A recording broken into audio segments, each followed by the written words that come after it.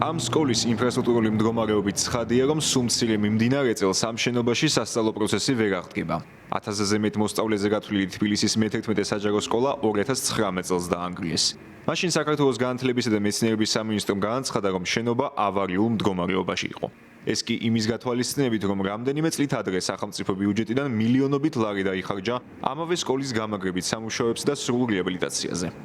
სატენდერო დოკუმენტაციით ირკვევა, რომ მე-11 სკოლის მშენებლობა უნდა დასრულებულიყო 2025 წლის ივლისში, თუმცა სექტემბერში ის კვლავ მშენებარე მდგომარეობაშია. ყოველკვირეულად განათლების სამინისტრო აგზავნის პრეს-რელიზებს მედიაში და უთითებს, თქვათ, რომელი სკოლა გახსნა, მაგრამ არავინ არ საუბრობს იმაზე, სადაც არის გაჭიანურებული მშენებლობა. რეალურად ამ მშობლებს, ამ ბავშვებს აქვთ შეკითხვა, რომ რამდენი წელი უნდა იყვნენ შეკედლებული სხვა სკოლაში, მაგრამ პასუხი არცაიდან არ არის. მათ შორის არც სამინისტროსგან, არც ცხელი ხაზიდან, არც სამინისტროში მისვლით ისინი პასუხს ვერ იღებენ. ჯერ კიდევ ამილახვარის მინისტრობის დროს ბატონმა უთხრა რამდენი აქციაც გინდათ იმდენი გამართეთ. აი ესეთი დამოკიდებულება რომ აქვს სახელმწიფოს, ეს არის ტრაგიკული, იმიტომ რომ როდესაც ჩვენ საუბრობთ სტატისტიკაზე, ამ სტატისტიკის მიღმა კონკრეტული ბავშვები დგანან, რომლებსაც ჯერ ისედაც რა ხარისხის განათლებას აძლევს ჩვენი სახელმწიფო, ჯერ ისედაც როგორ ჩამორჩებიან ჩვენი მოსწავლეები მოწინავე ქვეყნებში მცხოვრებ თანატოლებს განათლების ხარისხით და ახლა მაშინ როდესაც საერთოდ სკოლის შენობის გარეშე არიან ბავშვები და სხვა შენობაში არიან შეკედლებულები. მშობლიურ საკლასო ოთახებში დაბრუნებას მე-6 წელია ელიან ცოტნე დადიანის ქუჩაზე დანგრეული კიდევ 3 სკოლის მოსწავლეები.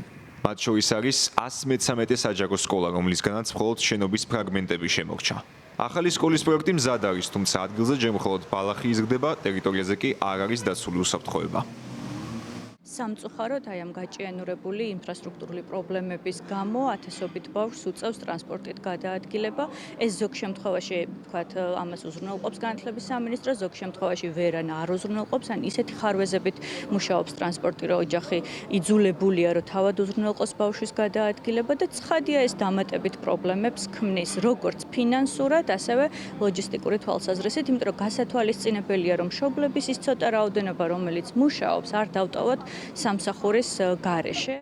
ის რომ სკოლების მშენებლობა რეაბილიტაციაში უცხოური დაფინანსების წილი მაღალია, დასტურდება მე-4 საჯარო სკოლის ღობეზე გაკრული ბანერიდანაც.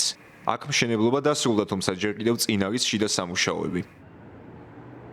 2025 წელს პირველი ზარი არ დარიკილა მე-10 საჯარო სკოლაშიც. მშობლები ამბობენ, რომ ნაძალადების რაიონში მზარდი მოსახლეობის ფონზე მცირდება სასწავლო დაწესებულებების რაოდენობა.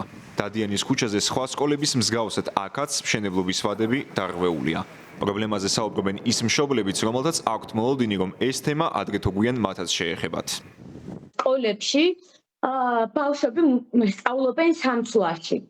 ანუ წარმოიდგინეთ, რომ მესამე წლა ასრულებს გაკვეთილებს 5 საათსა და 45 წუთზე, საღამოს 5 საათსა და 45 წუთზე. და ეს არიან უფროსკლასელი ბავშვები. როგორ წარმოუდგენია საერთოდ ადამიანს, რომ ბავშვმა სკოლის მოსწავლემ თავისი დღე ან განრიგით დაგეგმოს. ბავშვებს ჭირდებათ თავიანთი პირადი სივრცე, ხო? ჭირდებათ სკოლის გარდა სხვა აქტივობებიც, რა თქმა უნდა, ესენი ბავშვები არიან პიროვნებები, რომლებსაც აქვს თავიანთი ცხოვრება და თავიანთი ინტერესები. როგორ შეიძლება, რომ აი ამ პირობებში, როცა საღამოს იმთავრდება სწავლა 5 საათსა და 45 წუთზე, რამე შენი სოციალური აქტიური ცხოვრება გქონდეს მოსწავლეს ადამიანს. ახალი სასწავლო წლის პირველ დღეზე ზეიმის ნაცვლად საპროტესტო აქცია გაიმართა 157 საჯარო სკოლასთანაც. ვაზის უბანში შანდორ პეთეფის ქუჩასთან მდებარე სკოლის შენობა უკვე 2 წელია უფუნქციოა. მოსწავლეების ნაწილი სხვა სკოლებში რამდენიმე წლად გაანგრძობს სწავლას. ნაწილს კი ჰიბრიდული სწავლების ფორმატი შესთავაზეს, რაც მშობლებისთვის მიუღებელი აღმოჩნდა. როგორც მშობლები ამბობენ, სამხარაულის ექსპერტიზის დასკვნით სკოლა რეაბილიტაციას საჭიროებს, თუმცა დასძენენ, რომ შესაბამისი სამუშაოები არ მიმდინარეობს.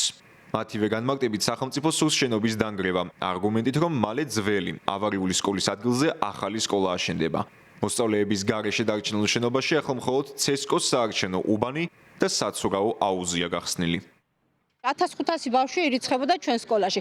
ხომ შეიძლება რომ რაღაცნაირად შეგვინარჩუნონ ეს სკოლა და რას ვისხოთ სკოლას ვისხოთ ამხელა უბანი და ამხელა დასახლებაა და იმის ნაცვლად რომ სკოლებს ამატებდნენ სკოლას გვინგრევენ. გვეუბნებიან, რომ არის არარენტაბილური თურმე და არ აწყობთ ბიუჯეტის მხრივ და უნდა დაანგრიონ და ხელახლა აშენონ, ჩვენს ბავშვებს კი არ აწყობთ, რომ დაინგრეს ჩვენი სკოლა და ჩვენ ვითხოვთ, რომ გარემოწდეს ეს სკოლა.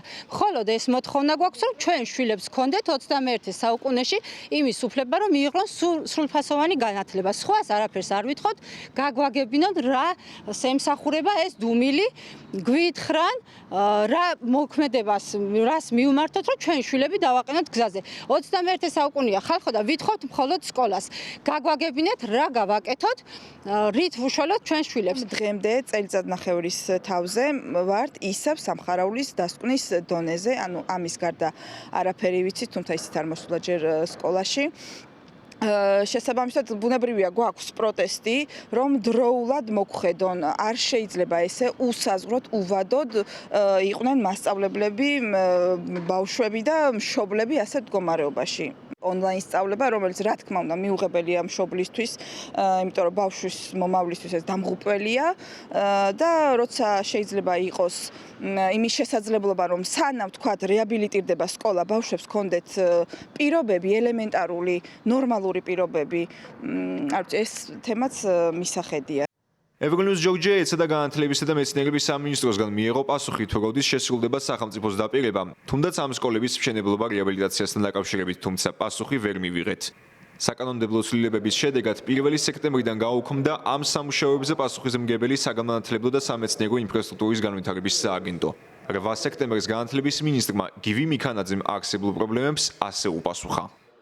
მინდა დაგარწმუნოთ, რომ სამინისტრო მიიღებს ყველა ზომას იმისთვის, რომ 15 სექტემბერს ყველა საჯარო სკოლაში და მთელი ქვეყნის მასშტაბით 2086 საჯარო სკოლა შეიძლება 1-2 გამოკლებით, სადაც ასე ვთქვათ, გარკვეული ინფრასტრუქტურული კომპონენტები ბოლოსკენ მიდის და შეიძლება რამდენიმე დღიანი დაგვიანება იყოს. სხვა შემთხვევაში ყველა სკოლაში სასწავლო პროცესი ჩვეულ რეჟიმში დაიწყება და ჩვენ მაქსიმალურად მზად ვართ ახალი სასწავლო წლისთვის. განათლების სამინისტროს ბიუჯეტი ყოველწლიურად იზრდება. უწყების ერთიანი სტრატეგიის 2022-2030 წლების სამოქმედო გეგმის თანახმად, სკოლების ერთ-ერთი მთავარი გამოწვევა გაუმართავი ინფრასტრუქტურაა.